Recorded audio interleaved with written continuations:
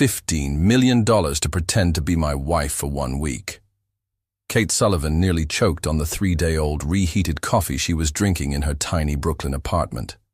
The masculine voice on the phone had a refined East Coast accent that sounded completely out of place in her chaotic Tuesday morning, where she was trying to juggle 3 part-time jobs and still couldn't pay rent on time. "Sorry, I think I dialed the wrong number," she said, searching for her glasses that always disappeared at the most inconvenient moments. "Did you say 15 million? Yes, you heard correctly, Miss Sullivan." Kate's blood ran cold. How did this stranger know her name? She looked out the window of her second-floor apartment, as if expecting to see someone watching her from the street. Only the usual pigeons were pecking at crumbs on the windowsill. "Who are you, and how did you get my number?" "My name is Alexander Montgomery Blackwood, but you can call me Alex. And before you ask, no, I'm not a scammer. Although I admit my proposal sounds exactly like something one would say." Kate sat on the edge of the bed that also served as a couch, dining table, and office in her 300-square-foot studio. Her savings consisted of quarters in an empty jam jar, and suddenly a man with a name like a romance novel character was offering an amount she couldn't even visualize mentally. "Okay, Alexander," she began, testing the name on her tongue. "Alex, please. Alexander makes me feel like I should be wearing a top hat and monocle." Despite the bizarre situation, Kate found herself smiling. "Right, Alex. Let's suppose you're not a psychopath. Why on earth would you pay $15 million for someone to pretend to be your wife?" A deep sigh came from the other end of the line. "Because my grandmother is dying." His tone changed completely, losing all its previous lightness. Kate felt her heart squeeze, remembering her own grandmother she'd lost last year. She's 92 years old and has a peculiar obsession. She wants to see me married before she passes. The problem is that I'm notoriously terrible at relationships. My last girlfriend told me she'd rather date a cactus because at least it would be more emotionally present. Ouch! Kate winced. That was cruel. But she wasn't wrong, Alex admitted. Anyway, 3 weeks ago, my grandmother announced she's throwing a 70th wedding anniversary party on our private island in the Bahamas. 70 years of the happiest marriage that ever existed, I might add. She invited all of European and American high society, 200 people, to celebrate true love. Sounds beautiful, Kate said, genuinely touched. It would be if she hadn't casually mentioned that she's excited to meet my secret wife that I supposedly keep hidden because I'm too shy to introduce her to the family. Kate blinked several times. Wait, you invented an imaginary wife for your 92-year-old grandmother? Not intentionally. It was during a video call at the hospital. She was sedated after surgery and asked if I'd found someone special. I, in a moment of total weakness, said yes. I thought she'd forget because of the medication. But she didn't forget. She has the memory of an elephant when it suits her. Forgets where she put her glasses, but remembers every detail of my fictional love life that I created in a moment of panic. Now she wants to meet Kate, my artist wife from Brooklyn. Kate's jaw dropped. You used my name? It was the first thing that came to mind. There was a girl named Kate in my prep school that I had a crush on, and Sullivan sounded like a surname a bohemian artist would have. I'm a freelance copywriter, not an artist, Kate corrected automatically, still processing the insanity of the situation. Even better, artists are unpredictable. Copywriters are creative but reliable. How did you find me? I hired an investigation firm. I searched for all Kate Sullivans in the United States. You were the only one in Brooklyn, single, approximately the age I mentioned to my grandmother, and he paused, with the type of financial background that might be interested in an opportunity like this. Kate felt her cheeks burn with shame and anger. You investigated my financial life? Sorry, that sounded terrible. I didn't mean... Alex sounded genuinely remorseful. Look, I know it's invasive and presumptuous, but I'm desperate. My grandmother might not have much time left, and this party means everything to her. It's the only thing that still makes her happy. Kate's anger subsided a little. She understood the desperation of wanting to make a loved one happy in their final moments. What if I said no? Then I'd call the next Kate Sullivan on the list, who happens to live in Oregon and works as a veterinarian. There's another one? 3, actually.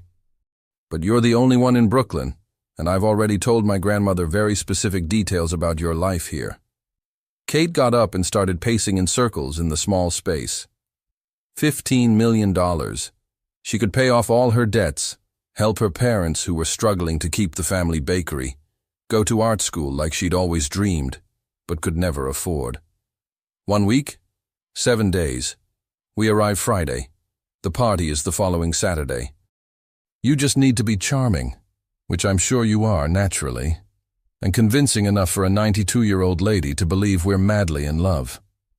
What if I'm terrible at this? What if your grandmother realizes it's all a lie? Then you still keep the $15 million and I deal with the consequences. Kate stopped pacing. You'd really pay even if I failed? Gentleman's word. The money would be transferred to your account today as a sign of good faith. Consider it an advance for your relationship consulting. She laughed despite everything. Relationship consulting? My last boyfriend cheated on me with my roommate. Clearly I'm an expert. Perfect means you know how to recognize terrible men, which qualifies me. Are you saying you're terrible? I'm a workaholic, emotionally repressed, have more money than I know what to do with, and apparently I'm about as present as a cactus. But I'm honest about it, which has to count for something. Kate found herself smiling again. However crazy the situation was, there was something refreshing about Alex's brutal honesty. If I agreed, what would the rules be? Nothing physical beyond what's necessary to appear intimate. Holding hands, maybe a kiss on the cheek for photos, separate rooms obviously. And you'd have a complete story about how we met and fell in love in case anyone asks. What story? Still working on that. Maybe something about a chance meeting at a coffee shop? Cliché, but effective. Kate looked around her tiny apartment, at the overdue bills on the coffee table made from crates, at the framed advertising degree on the wall, the only valuable thing she owned. Alex? Yes? This is going to go wrong in so many ways I can't even imagine. Probably. And your grandmother might find out everything and be heartbroken. It's possible. And we could both come out of this situation completely traumatized. Very likely. Kate took a deep breath. When's the flight? 48 hours later, Kate found herself standing in front of Bergdorf Goodman with a credit card that had more zeros than her social security number and absolutely no idea how to shop for clothes that cost more than her monthly rent. Miss Sullivan? A woman who looked like she'd stepped out of Vogue materialized beside her. I'm Victoria Chen, your personal stylist. Mr. Blackwood sent me. Of course he did. Kate clutched her phone tighter, still reeling from the conversation she'd had with Alex that morning. I need you to understand, he'd said, his voice crackling through her ancient iPhone. My grandmother has very specific ideas about what constitutes proper society behavior. She'll expect you to look the part. What part exactly? Trophy wife? Corporate spouse? Former debutante who gave up her trust fund for love? All of the above, preferably. Now, surrounded by clothes that cost more than her college tuition, Kate felt like an imposter in her own skin. Victoria guided her through racks of designer dresses, each more intimidating than the last. So, Victoria said, holding up a stunning emerald cocktail dress. Alexander mentioned you'll need evening wear, casual resort attire, and something absolutely show-stopping for the anniversary party. Tell me about your relationship. Kate nearly choked on the complimentary champagne. Our relationship? How long have you been together? What's your dynamic? Are you the type of couple that coordinates outfits or deliberately clashes for artistic effect? Kate scrambled for words. They hadn't even met in person yet. We complement each other. He's all business suits and structure. I'm more creative chaos.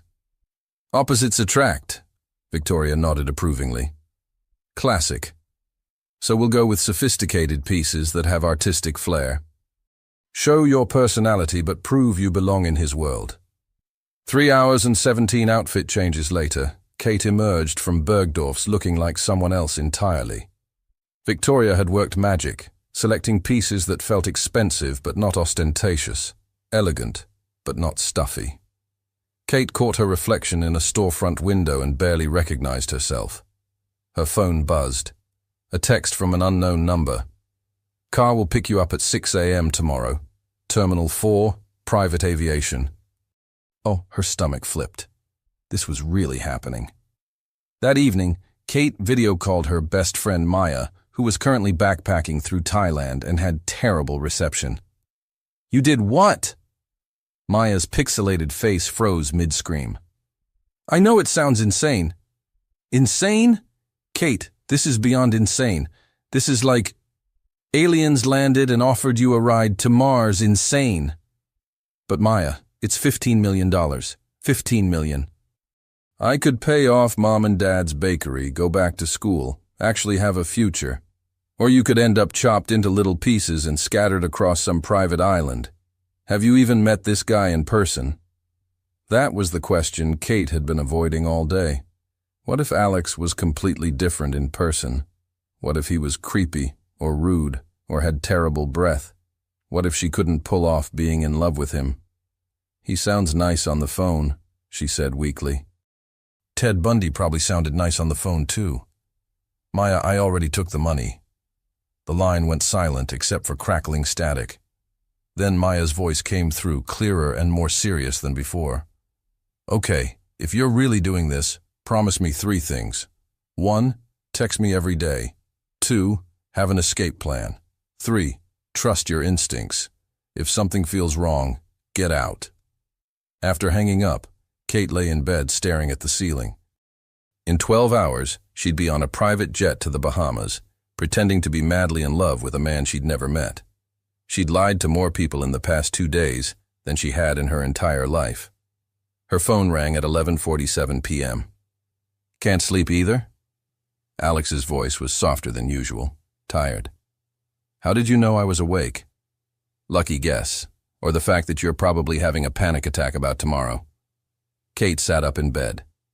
"Are you having a panic attack?" "Full-scale meltdown, actually. I just realized I've hired a complete stranger to deceive my dying grandmother, and I know absolutely nothing about you except your name and your financial situation, which makes me sound like a sociopath." Despite her nerves, Kate smiled. "Well, what do you want to know?" "Everything. Favorite color, biggest fear, what you wanted to be when you grew up. If we're supposed to be madly in love, I should probably know something about the woman I'm madly in love with." For the next 2 hours, they talked. Really talked. Kate learned that Alex had wanted to be a marine biologist before family expectations steered him into business. He discovered she'd dreamed of writing novels, but settled for advertising copy to pay the bills. He told her about his grandmother's legendary love story with his grandfather, how they'd met during World War II and written love letters every day for 70 years. She kept every single letter, Alex said. Tied with ribbons, organized by year. She reads them when she can't sleep. That's the most romantic thing I've ever heard. It's also why this has to work. She believes in love like that. Pure, all-consuming, life-changing love. She wants that for me. And you don't believe in it? A long pause. I don't believe I'm capable of it. Something in his voice made Kate's chest ache. Why not? Because I'm exactly what my ex-girlfriend said. Present in body, absent in spirit. I work 18-hour days. I forget birthdays. I've never said I love you and meant it. I'm emotionally unavailable, Kate. It's not an act. It's who I am. Maybe you just haven't met the right person. Or maybe some people aren't built for love stories. Kate wanted to argue, but exhaustion was creeping in. Alex? Yeah? Tomorrow, when I meet you for the first time, am I going to be disappointed? Another pause. Probably. I'm not nearly as charming in person. Good thing I'm a professional liar now. His laugh was warm and genuine. "Get some sleep, Kate Sullivan. Tomorrow we become the greatest love story never told." As Kate finally drifted off, her last thought was that she was already a little bit in trouble. And they hadn't even met yet. Kate spotted him before he spotted her, and her first thought was that Alexander Montgomery Blackwood was absolutely nothing like she'd imagined, and somehow everything she'd hoped for. He stood near the private jet, checking his watch with the focused intensity of someone who scheduled bathroom breaks. Tall, probably 6'2", with dark hair that looked like he'd run his fingers through it exactly once and called it styled. His navy suit was impeccably tailored, but there was something endearingly rumpled about him, as if perfection made him uncomfortable. Then he looked up and saw her. The world didn't stop. There were no fireworks, no swelling orchestral music. Instead, Alex's expression cycled through surprise, relief, and something that looked suspiciously like panic before settling on a smile that was equal parts charming and terrified. "Kate?" He walked toward her, and she noticed he had a slight limp, barely perceptible, but there. "That's me, though I'm having an identity crisis after yesterday's shopping marathon." She gestured to her outfit, a casual but expensive ensemble that Victoria had insisted was effortlessly chic. "You look—" Alex stopped, seeming to weigh his words carefully. "You look like someone I could actually be married to." "High praise," Kate laughed. "You look like someone who owns a private jet." "Technically, my grandmother owns it. I just borrow it for my elaborate deceptions." Their handshake lasted exactly 3 seconds too long, and Kate felt a flutter in her stomach that had nothing to do with pre-flight nerves. "So," she said as they walked toward the plane, "on a scale of 1 to, we're definitely going to prison for fraud, how illegal is what we're about to do?" "Morally questionable but legally sound," Alex replied. "I consulted 3 lawyers." "Of course you did." The jet's interior was exactly as ridiculously luxurious as Kate had expected, all cream leather and polished wood. What she hadn't expected was how normal Alex seemed once they were airborne. He pulled out a worn paperback mystery novel, apologized for being a terrible conversationalist during flights, and promptly fell asleep 20 minutes after takeoff. Kate spent the 4-hour flight studying his face, trying to memorize the details she'd need to sell their love story. The small scar through his left eyebrow, the way he frowned slightly, even in sleep. How his expensive watch was worn on the wrong wrist, the left instead of the right, suggesting he was left-handed despite shaking with his right. She was sketching him in the margin of a magazine when he woke up. "Are you drawing me?" Alex asked, voice rough with sleep. "Research," Kate said, not embarrassed enough to stop. "If we're married, I should know what you look like when you're unconscious." He leaned over to look at her sketch, a surprisingly good likeness done in ballpoint pen. "That's actually quite good. You really are an artist. Former art student, current advertising hack, future fake wife. I contain multitudes." Walt Whitman, impressive. Alex stretched, and Kate tried not to notice how the movement made his shirt pull tight across his chest. "So, Mrs. Blackwood, shall we discuss our cover story?" They spent the remaining hour crafting their fictional romance. They'd met at a coffee shop in Soho. Alex had been there for a business meeting that got canceled. Kate was working on a campaign for an indie bookstore. He'd spilled espresso on her laptop. She'd made a joke about wealthy men being hazardous to technology, and they'd been inseparable ever since. "How long have we been married?" Kate asked. 6 months. Long enough to be past the honeymoon phase, but still disgustingly in love. "And where did we get married?" "City Hall. Very small ceremony because we couldn't wait." Alex's eyes got that distant look again. "My grandmother will love that. She and my grandfather eloped during the war. Any habits I should know about? Things a wife would notice?" Alex considered this seriously. "I drink too much coffee. I read mystery novels obsessively, and I have a scar on my knee from a sailing accident when I was 12. Also, I'm apparently emotionally unavailable, but we've established that. I talk to myself when I'm working. I'm addicted to terrible reality TV, And I have a birthmark shaped like Texas on my right shoulder blade, Kate offered. Good to know, in case anyone asks about your distinguishing features. Why do you have a limp? The question slipped out before Kate could stop it. Alex's expression shuddered slightly. Sailing accident. Same one that gave me the scar. Something in his tone suggested there was more to the story, but Kate didn't push. They were strangers playing at intimacy. Some secrets were probably safer left alone. Ladies and gentlemen, we're beginning our descent into Nassau, the pilot announced.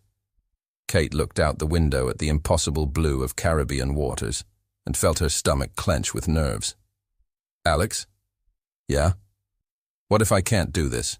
What if I'm terrible at pretending to love you? He was quiet for so long she thought he hadn't heard her.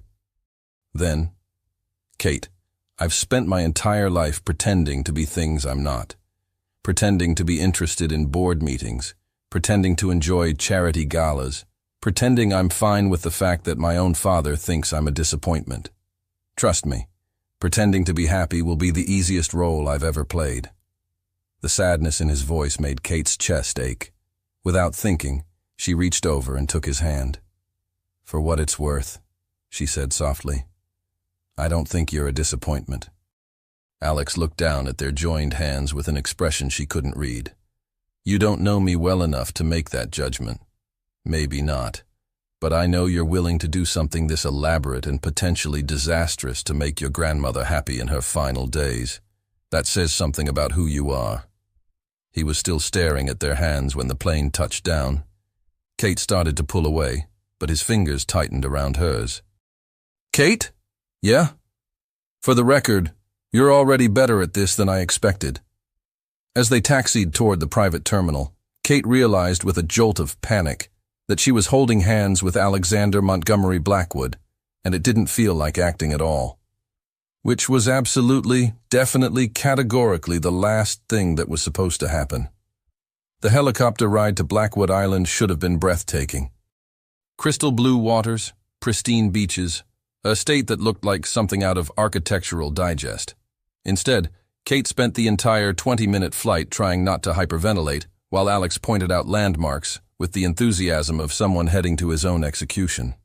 That's the main house, he shouted over the rotor noise, gesturing to what Kate generously estimated was a 40-room mansion. The guest cottages are along the North Shore, and that... He pointed to an elegant woman in a wheelchair being pushed across a manicured lawn by a nurse, is my grandmother. Even from 100 feet up, Eleanor Blackwood commanded attention. Silver hair perfectly coiffed, wearing what appeared to be a silk dress at 11 in the morning, she looked like she'd stepped out of a 1940s movie about glamorous society matriarchs. She's beautiful, Kate said, and meant it. She's terrifying, Alex replied. Fair warning. She has a sixth sense for lies and the social grace of a former ambassador's wife, which she was. Former ambassador's wife? My grandfather was appointed to France in the 60s. Grandma Eleanor charmed de Gaulle himself, or so the story goes. Perfect.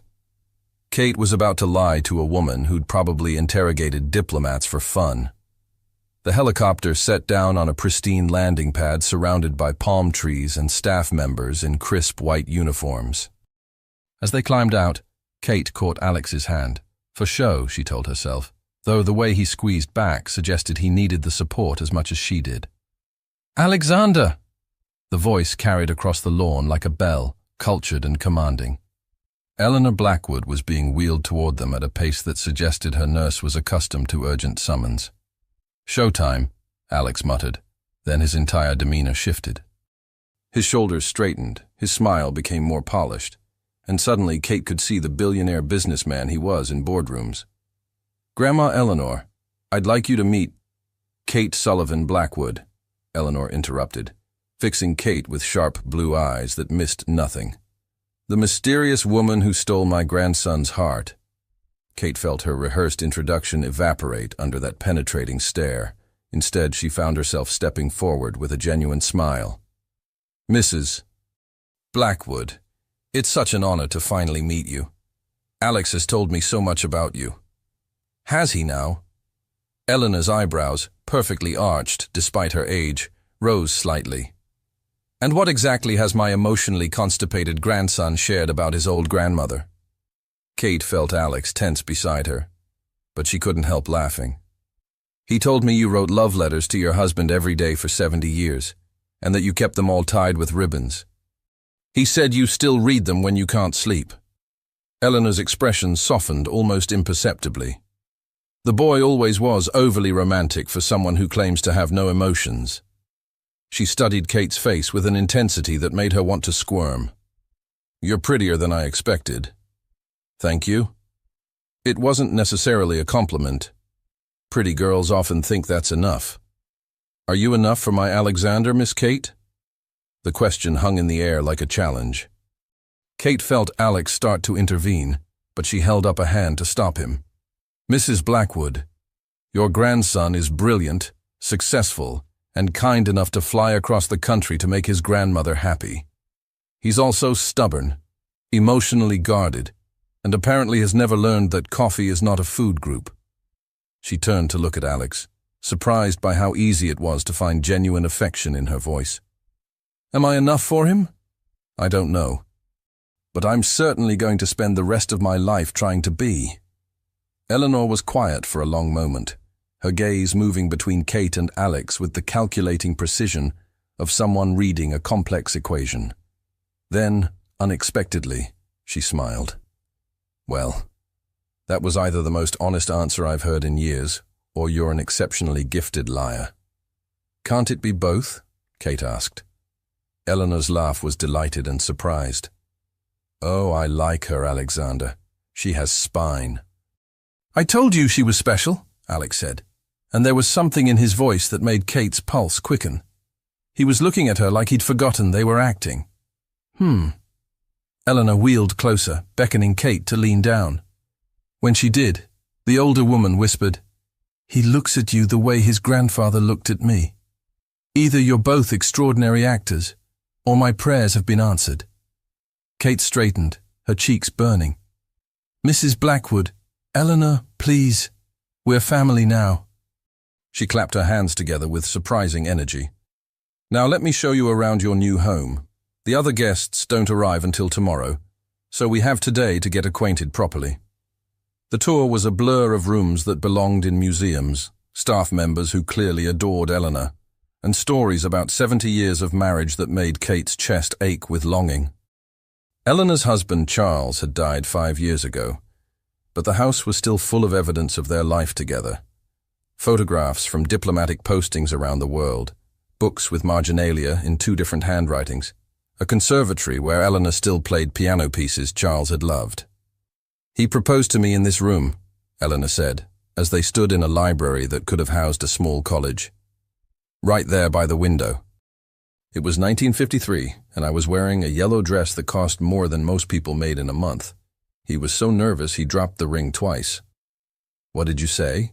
Kate asked, genuinely curious. I said yes, of course, but first I made him pick up the ring properly.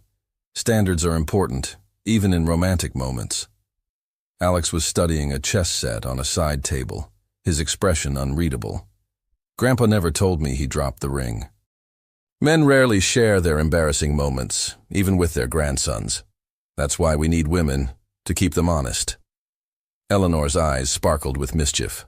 Speaking of honesty, Kate, dear, how exactly did my grandson propose to you? Kate's mind went completely blank. They'd prepared for a lot of questions, but not this one. She opened her mouth, panic rising, when Alex stepped closer and slipped his arm around her waist. Actually, he said, Kate proposed to me. Both women stared at him. Kate felt her eyebrows climbing toward her hairline. She what? Eleanor demanded. Alex's arm tightened around Kate's waist, and she could feel him improvising wildly. We were in Central Park, feeding the ducks, which Kate insists on doing even though it's technically illegal. She turned to me and said, Alexander Montgomery Blackwood, are you going to marry me, or am I going to have to find someone who appreciates my duck-feeding skills? Kate found her voice. I may have been slightly more romantic than that. She was perfect, Alex said, looking down at her with an expression that made her forget to breathe. She's always perfect. Eleanor was watching this exchange with the focused attention of a scientist, observing a fascinating experiment. "And what did you say, Alexander?" I said yes before she could change her mind. The library fell quiet, except for the tick of an antique clock. Kate realized she was holding her breath, lost in Alex's eyes, forgetting entirely that this was supposed to be pretend. Eleanor cleared her throat delicately. "Well, that's certainly unconventional." Kate snapped back to reality, heat flooding her cheeks. "Your grandson is full of surprises." "Indeed he is." Eleanor's smile was knowing, and just a little bit smug. "I think this week is going to be very interesting indeed." Kate discovered 3 things about her husband on their first evening as a married couple. He looked ridiculously good in casual clothes. He was a merciless Scrabble opponent, and he had absolutely no idea how to be physically affectionate. They were sitting on the terrace of their guest cottage, a small 3-bedroom villa that was nicer than any place Kate had ever lived, when Eleanor rolled up in her wheelchair with a determined expression and a bottle of champagne. "Settling in well, I hope?" she asked, gesturing for the nurse to position her chair at their table. "I thought we'd have a quiet dinner together before the chaos begins tomorrow." Alex immediately shifted into his polished mode, straightening his shoulders and arranging his features into what Kate was beginning to recognize as his appropriate grandson expression. "Of course, Grandma. We were just—" "Sitting awkwardly far apart for newlyweds," Eleanor interrupted with surgical precision. "Alexander, dear, your wife isn't going to bite you, unless you're into that sort of thing, which would be between you two." Kate nearly inhaled her champagne. Alex turned an interesting shade of red. "Grandma Eleanor," he said weakly. "Oh, don't Grandma Eleanor me. I may be old, but I'm not dead. Physical affection is natural between married couples. In fact, it's expected." She fixed them both with a look that could have cut glass. "Unless there's trouble in paradise already?" Kate felt panic rising. Eleanor was testing them, and they were failing spectacularly. Without thinking, she scooted her chair closer to Alex and reached for his hand. "Sorry," she said, lacing their fingers together with what she hoped looked like casual familiarity. "We're both still adjusting to having an audience. Alex gets shy around family." "Shy?" Eleanor's eyebrows climbed toward her hairline. "Alexander? The same boy who once gave a presentation to my entire garden club about the economic implications of butterfly migration when he was 8 years old?" "That's different," Alex protested, but his thumb was now tracing small circles on Kate's palm, sending entirely inappropriate shivers up her arm. "That was business. This is personal," Kate finished for him, then made a decision that was either brilliant or catastrophic. She leaned over and kissed his cheek, letting her lips linger just long enough to feel him tense. "You're adorable when you're flustered." The kiss was supposed to be for Eleanor's benefit, but the way Alex turned to look at her, surprise and something deeper flickering in his eyes, made Kate's stomach do interesting acrobatics. "Much better," Eleanor said with obvious satisfaction. "Now then, tell me about your wedding. I'm devastated I missed it." They spent dinner spinning their fictional wedding story, building on the City Hall elopement with details that became more elaborate as the champagne flowed. Kate found herself describing a reception at a tiny Italian restaurant in Little Italy, while Alex added details about how Kate had insisted on pizza instead of wedding cake. "She said cake was too predictable," Alex said, his hand still holding Kate's as he gestured with his wine glass. "She wanted something that represented who we really are." "And who are you, really?" Eleanor asked, her tone deceptively casual. Kate felt the weight of the question. Who were they, really? A struggling copywriter and an emotionally distant billionaire pretending to be in love for money? Or something more complicated than that? Kate started, then stopped, caught off guard by how Alex was looking at her. "We're two people who make each other better, I think." "How so?" Alex surprised Kate by answering first. "Kate makes me remember there's a world outside of boardrooms and profit margins. She sees beauty in things I'd walk past without noticing. and she calls me on my nonsense in a way that's somehow never cruel. Kate's heart did something dangerous in her chest. Alex makes me feel brave, she heard herself say. Like I could be the person I always wanted to be instead of just the person I settled for being. The silence that followed was charged with something Kate couldn't name. Eleanor was watching them with an expression of profound satisfaction, as if they'd just confirmed something she'd suspected all along. "Well," the older woman said finally, "that's the most honest thing anyone said at this table all evening." After Eleanor retired for the night, Kate and Alex found themselves alone on the terrace, the awkwardness returning tenfold. The physical closeness that had felt natural during dinner now seemed impossibly complicated. "So," Kate said, curled up in a chair that was probably worth more than her car. "That went well." "You're a natural," Alex agreed, but he was sitting rigidly upright, his earlier ease completely gone. "The thing about making me feel brave, that was inspired." Kate studied his profile in the moonlight. "Was it?" "Because it felt pretty honest from where I was sitting." Alex turned to look at her, and for a moment she thought he might say something real. Instead, he stood abruptly. "I should let you get some rest. Tomorrow's going to be exhausting." He paused at the door to the cottage. "For what it's worth, you were right earlier. About making each other better. You're already making me better at this than I thought I could be."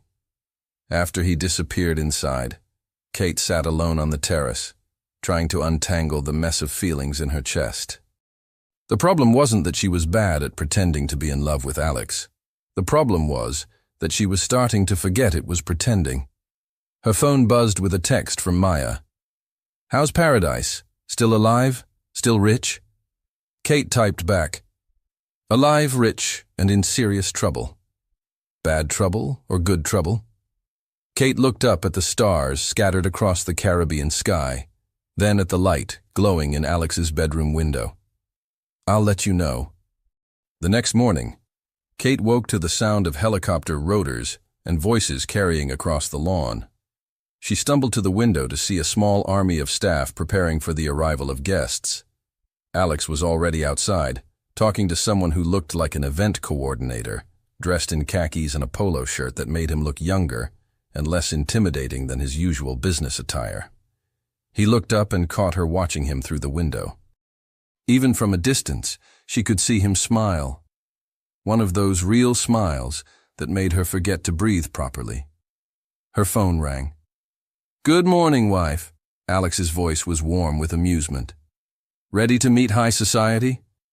Kate looked at her reflection in the mirror, hair sticking up at impossible angles, one of Alex's MIT t-shirts that she'd borrowed hanging loose on her frame, and laughed. "Give me 20 minutes and a gallon of coffee, and I'll be ready to charm the pants off anyone."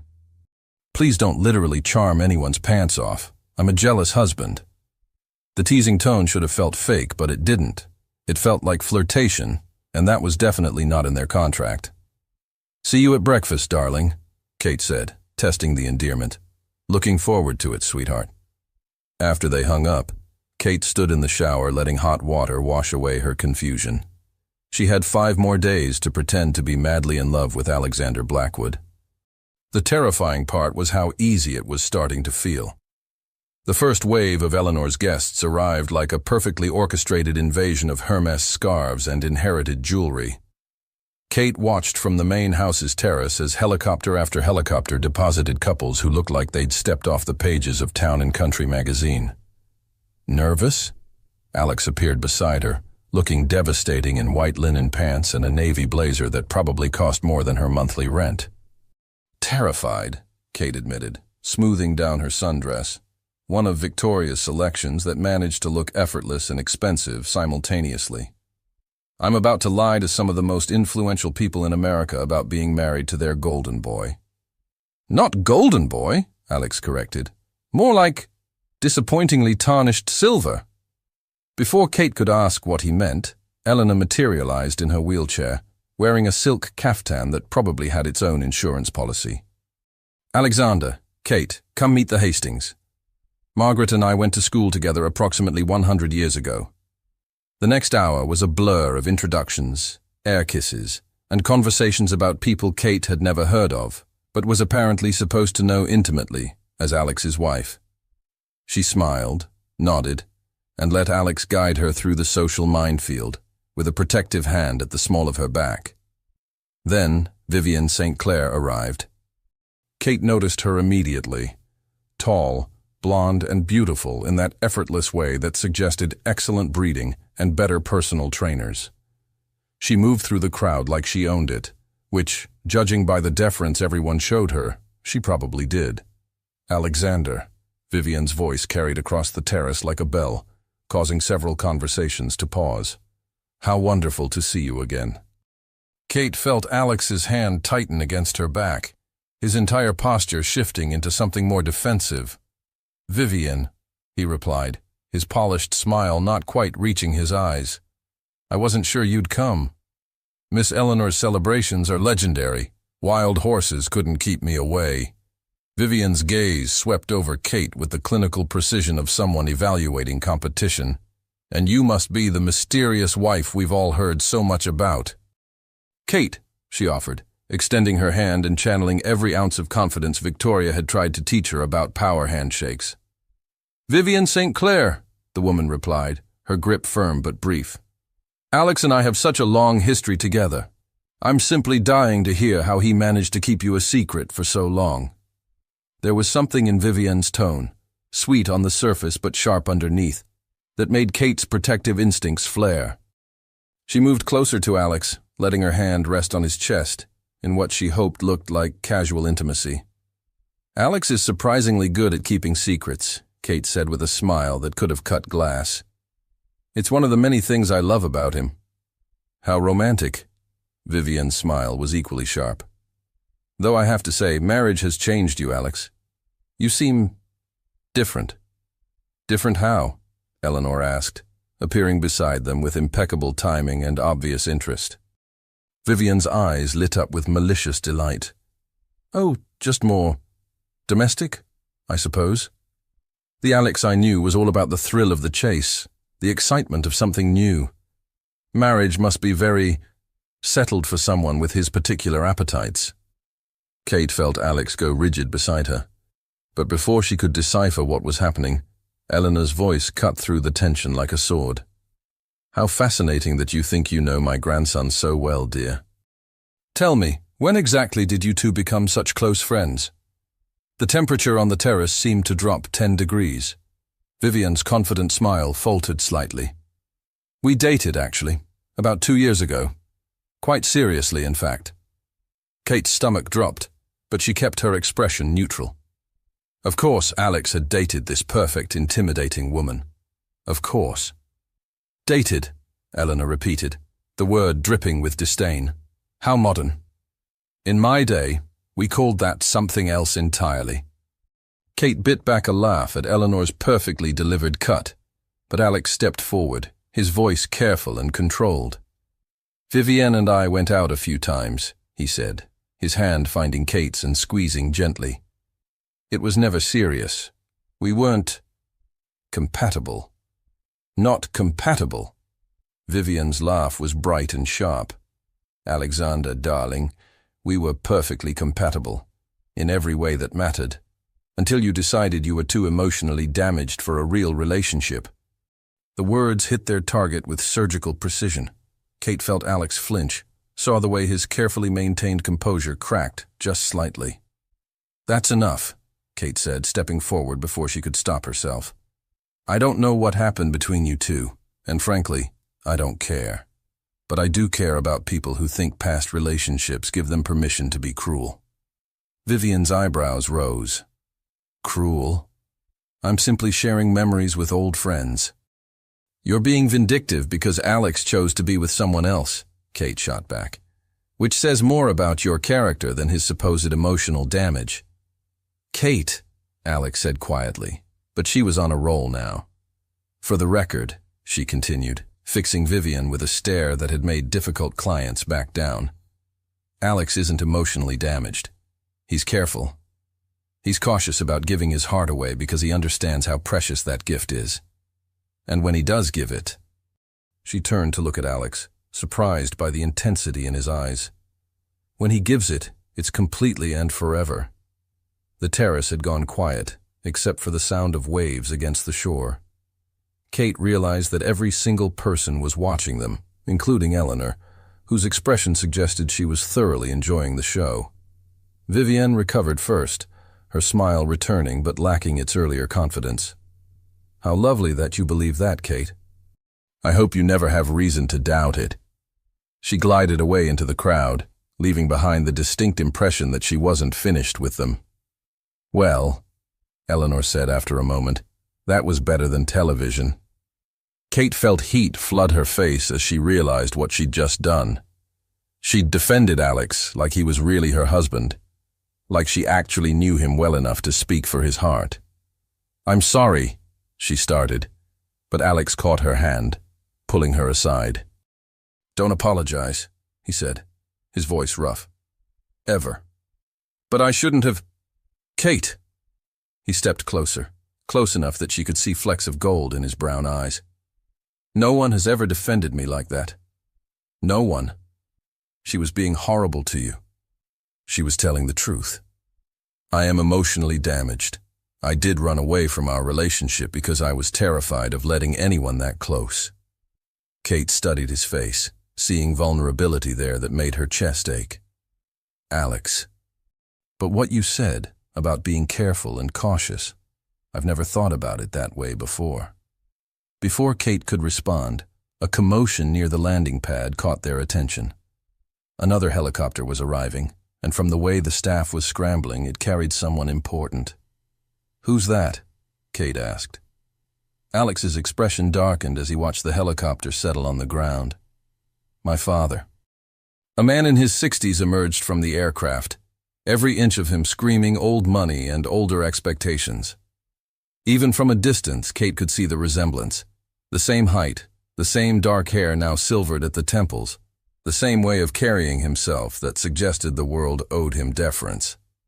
"He wasn't supposed to come until tomorrow," Alex muttered. "Is that bad?" Alex watched his father stride across the lawn, trailed by what looked like a small entourage of assistants. "Let's just say Richard Blackwood has very specific opinions about what constitutes an appropriate wife for his heir." Kate's stomach clenched. "Meaning?" "Meaning," Alex said grimly, "our real test just arrived. Richard Blackwood commanded attention the way hurricanes commanded respect, with an inevitable force that left destruction in its wake." Kate watched him stride across Eleanor's perfect lawn, and every instinct she possessed screamed that this man could see through their charade in approximately 30 seconds. "Alexander." Richard's voice carried the authority of someone who'd never been told no. "You look well." It wasn't a compliment. It was an assessment, clinical and cold. "Father." Alex's entire demeanor shifted, becoming more formal, more distant. Kate felt him pulling away emotionally, even as he stood right beside her. "I wasn't expecting you until tomorrow. Plans change. Business waits for no one, including family celebrations." Richard's gaze settled on Kate with the intensity of a laser. "And you must be the wife. Not Kate, not my daughter-in-law. The wife, like she was a business acquisition instead of a person." "Kate Sullivan," she said, extending her hand with more confidence than she felt. "Mr. Blackwood." His handshake was exactly what she expected, firm, brief, designed to establish dominance. "Richard, I have to say, Alexander, when Mother told me you'd married a copywriter from Brooklyn, I thought she was joking." The dismissal in his tone was subtle but unmistakable. Kate felt her spine straighten. "Dad?" Alex said, a warning in his voice that Richard completely ignored. "No offense intended, of course. I'm simply surprised. Alexander has always been quite selective about his associations." "How fortunate for me that I made the cut," Kate replied sweetly, letting just enough steel show through her smile. Eleanor appeared beside them like a silver-haired avenging angel. "Richard, how lovely that you could join us early. I was just telling Margaret Hastings about Kate's fascinating work in advertising. She's worked with some of the most prestigious firms in New York. It was a complete lie, but Eleanor delivered it with such conviction that Kate almost believed it herself. Advertising, Richard repeated, as if the word tasted unpleasant. How creative. It is, actually, Kate said, her protective instincts flaring again. There's something beautiful about finding exactly the right words to make people feel something. To create connection where none existed before. Connection, Richard mused. Yes, I suppose that's important in certain industries.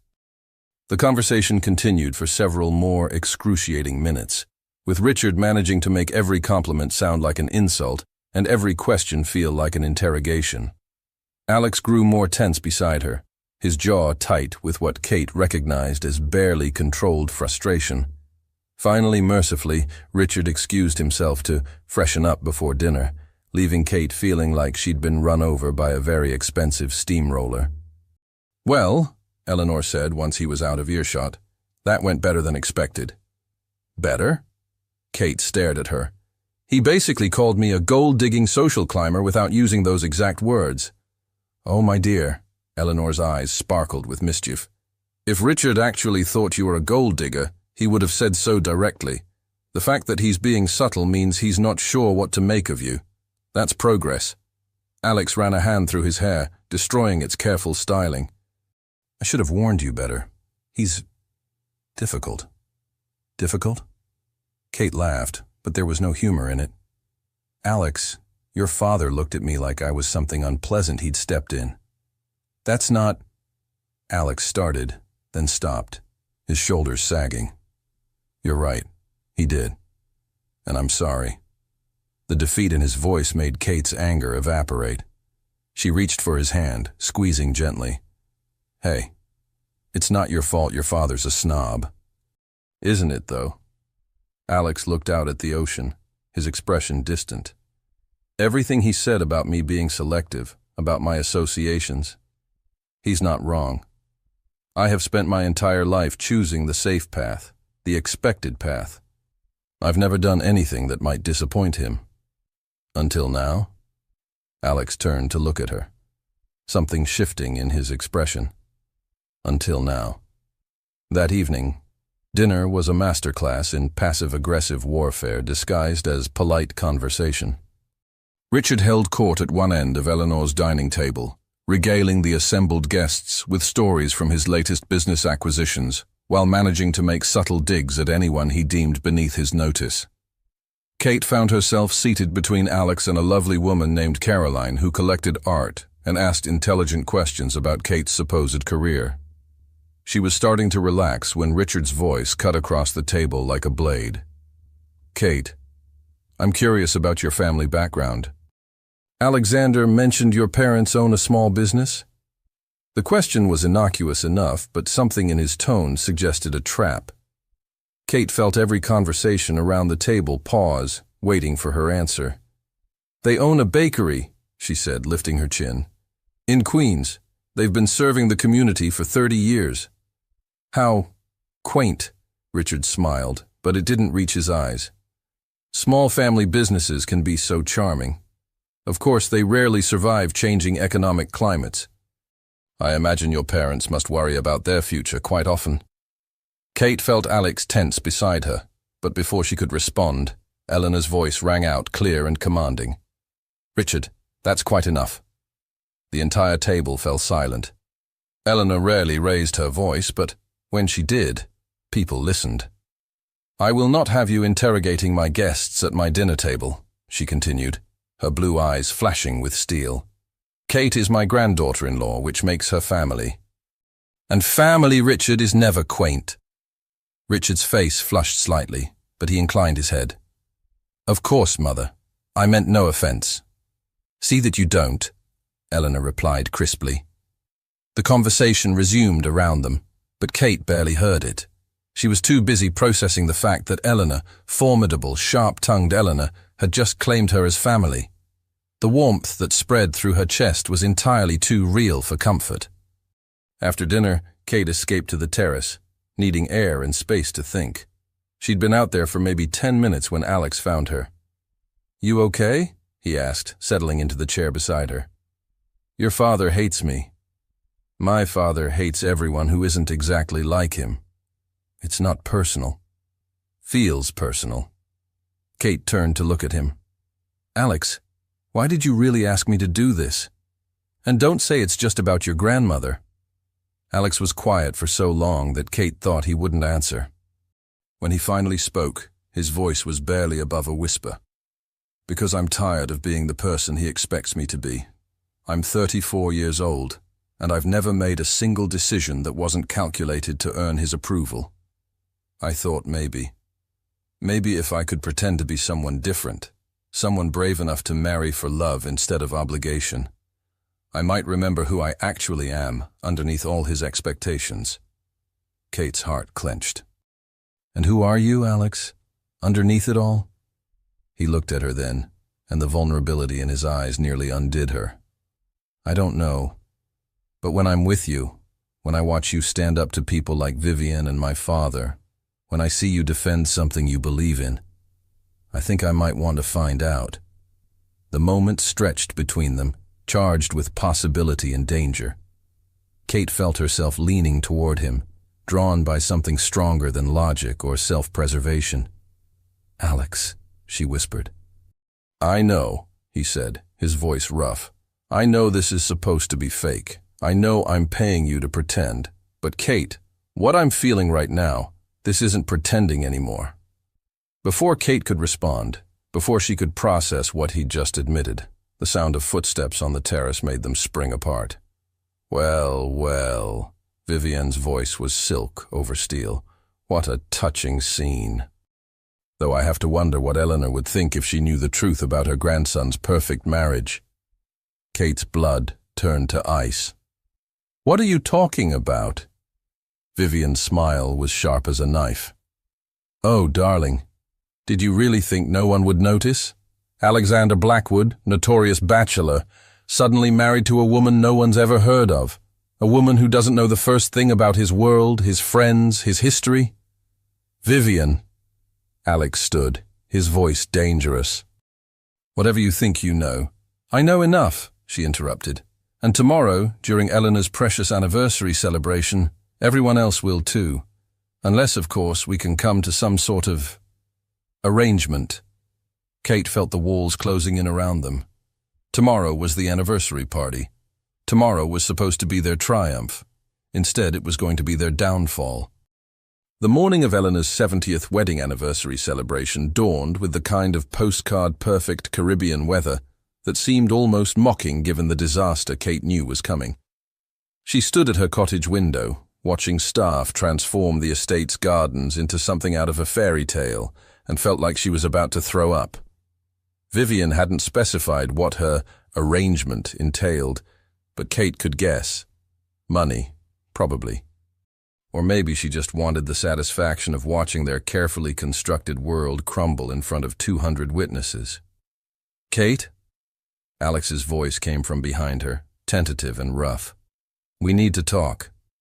She turned to find him standing in her doorway holding 2 cups of coffee, his hair mussed and his eyes shadowed with exhaustion. He looked like he hadn't slept either. "About last night?" she asked, accepting the coffee gratefully. "About all of it.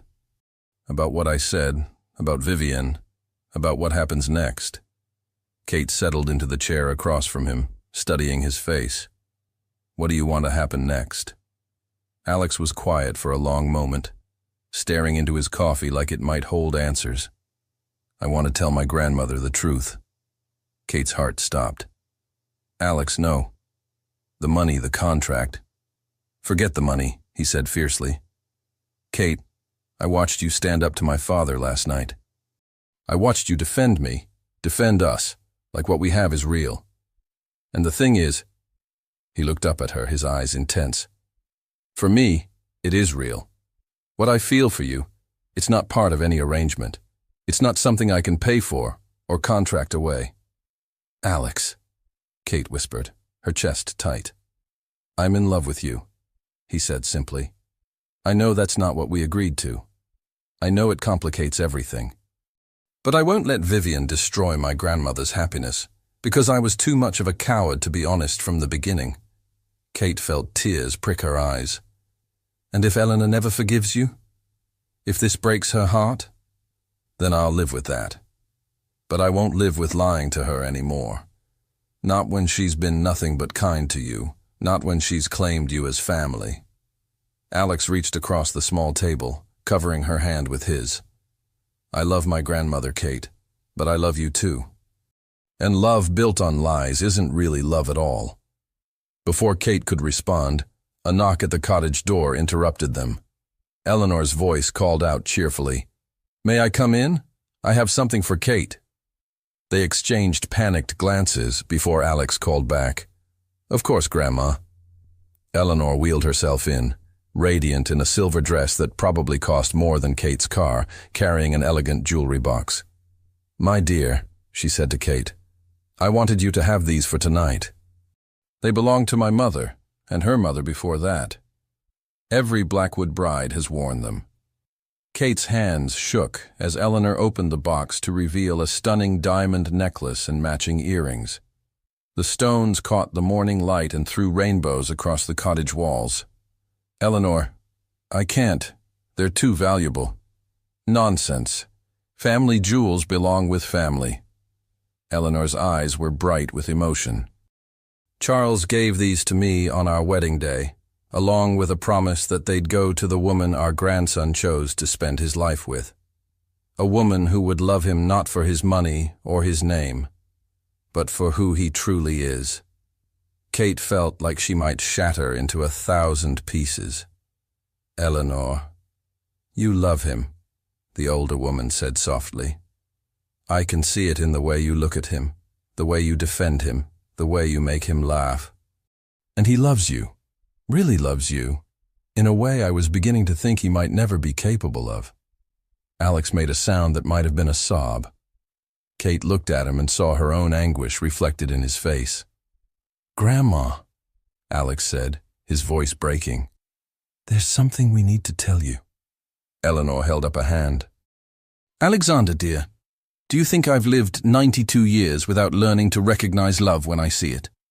But you what? Started this charade because you were trying to make an old woman happy? Because you thought I was too fragile to handle the truth about your love life?" Eleanor's smile was knowing and infinitely gentle.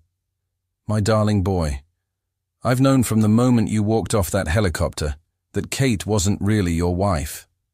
Kate's world tilted sideways. "You knew. A woman doesn't stay married for 70 years without learning to spot when people are pretending to be in love. Your performance was admirable, but it was still a performance. At first." "At first?" Alex looked stunned. "Alexander, love is not something you can fake indefinitely. Real emotion has a way of showing itself, whether we want it to or not. What started as pretending became real so gradually that I don't think either of you noticed it happening." Kate stared at her, speechless. "You're not angry?" "Angry? My dear, I'm delighted.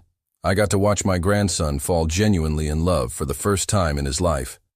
I got to see him defend someone he cares about, stand up to his father, choose happiness over obligation. Do you have any idea how long I've been waiting for that?" "But the guests, the anniversary party," Alex started, "will go on exactly as planned. Except now you'll be celebrating something real instead of something fabricated." Eleanor's eyes twinkled with mischief. "Though I do think it's time you made an honest woman of Kate, don't you?" "Grandma," Alex said weakly, "I'm 92, Alexander. I don't have time for extended courtships." Kate found her voice finally. "Eleanor, there's something else. Vivian knows. She's threatening to expose us at the party." Eleanor's expression didn't change except for a slight hardening around her eyes. "Is she now? How interesting. She wants some kind of arrangement." "The only arrangement Miss St. Clair will be getting is an escort off my island," Eleanor said crisply. "I may be old, dear, but I'm not powerless. Let me handle Vivian." As if summoned by her name, Commotion outside drew their attention. Through the window, they could see Vivian standing on the main lawn, arguing with what appeared to be security personnel, while her luggage sat beside a waiting helicopter. "What's happening?" Kate asked. Eleanor's smile could have powered a small city. "It seems Miss St. Clair has had a family emergency requiring her immediate departure. How unfortunate that she'll miss the party." Alex stared at his grandmother with something approaching awe. "What did you do?" "I made a few phone calls." Amazing how quickly people respond when you mention certain photographs from certain parties 20 years ago. Vivian always did have terrible judgment about what to put in writing. Kate felt like laughing and crying at the same time. "You're terrifying." "I'm effective, dear. There's a difference." Eleanor reached over and patted Kate's hand. "Now then, shall we discuss the real wedding? I'm thinking something small and elegant, perhaps in the conservatory where Charles proposed to me. The paperwork can be handled tomorrow, but tonight—" Her eyes sparkled. "Tonight we celebrate love. Real love." Alex looked at Kate, his expression hopeful and terrified and beautiful. "Kate, I know this isn't how you plan to spend your week, and I know I'm asking for something that wasn't in our contract, but—" Kate silenced him with a kiss. Soft, sweet, and completely honest. "Yes," she whispered against his lips. "Yes to everything. Yes to love, yes to marriage, yes to whatever comes next. Even my impossible family. Especially your impossible family." Eleanor clapped her hands together with delight. "Wonderful. Now we have 6 hours until the party, and I have a real love story to announce. Kate, dear, those diamonds are going to look perfect with your gown." As Eleanor bustled out to continue party preparations, Alex pulled Kate close, holding her like she might disappear. "Are you sure about this?" he asked. "Really sure? Because once we do this, once it's real, I'm never letting you go." Kate looked into his eyes and saw her future there. Complicated, challenging, and more beautiful than anything she'd ever dared imagine. "Alexander Montgomery Blackwood," she said, echoing her fictional proposal from days that felt like years ago. "Are you going to marry me, or am I going to have to find someone who appreciates my duck-feeding skills?" His laugh was pure joy. "I wouldn't dare let you get away." Kate stood in the conservatory, where Eleanor and Charles had gotten engaged 71 years ago, adjusting the delicate magnolia blossoms in her hair and trying not to cry happy tears that would ruin her makeup. Through the glass walls, she could see the same pristine gardens where she'd first met Eleanor, now decorated with thousands of white roses and twinkling lights for their real wedding. "Stop fidgeting," Maya said, smoothing Kate's simple but elegant silk wedding dress. "You look absolutely stunning, and if you mess up that perfect makeup job, Victoria will have both our heads." Kate laughed, feeling giddy with happiness. "I can't believe this is actually happening. A year ago, I was eating ramen for dinner and couldn't afford new shoes. Now, I'm marrying a billionaire in paradise." "A billionaire who's completely obsessed with you," Maya corrected with a grin. "Seriously, Kate, the way that man looks at you should be illegal in several states." Through the conservatory windows, Kate could see Alex waiting at the altar they'd set up on the lawn, looking devastating in his white dinner jacket. Even from a distance, she could see him checking his watch nervously. Some things never changed. 2 minutes, Mrs. Blackwood." Eleanor's voice came from behind them, warm with affection and just a hint of smugness. The older woman looked radiant in lavender silk, her diamond wheelchair sparkling in the afternoon sun. "I'm not Mrs. Blackwood yet," Kate protested. "Details," Eleanor waved dismissively. "You've been Mrs. Blackwood in every way that matters since the moment you defended my grandson to that dreadful Vivian creature." Kate still couldn't quite believe how perfectly everything had worked out. The anniversary party had been magical. Eleanor had announced their engagement to thunderous applause, and they danced until dawn to a string quartet playing the same songs that had played at Eleanor and Charles's wedding. Richard had been stiff but civil, eventually admitting that Kate wasn't entirely inappropriate for his son, which Eleanor had declared a ringing endorsement. The real wedding planning had taken months, during which Kate had moved into Alex's penthouse, started her own boutique advertising firm, with Eleanor as her first client, and learned that being in love with Alexander Montgomery Blackwood was equal parts wonderful and exhausting. He brought her coffee in bed every morning, left mystery novels on her nightstand, and had memorized her work schedule so he could plan surprise picnics in Central Park. He also worked too much, forgot to eat when he was stressed, and had anxiety attacks about whether he was good enough for her at least twice a week. In other words, he was perfect. "Ready?" Maya asked, handing Kate her bouquet of white magnolias and pink roses. Kate took a deep breath and nodded.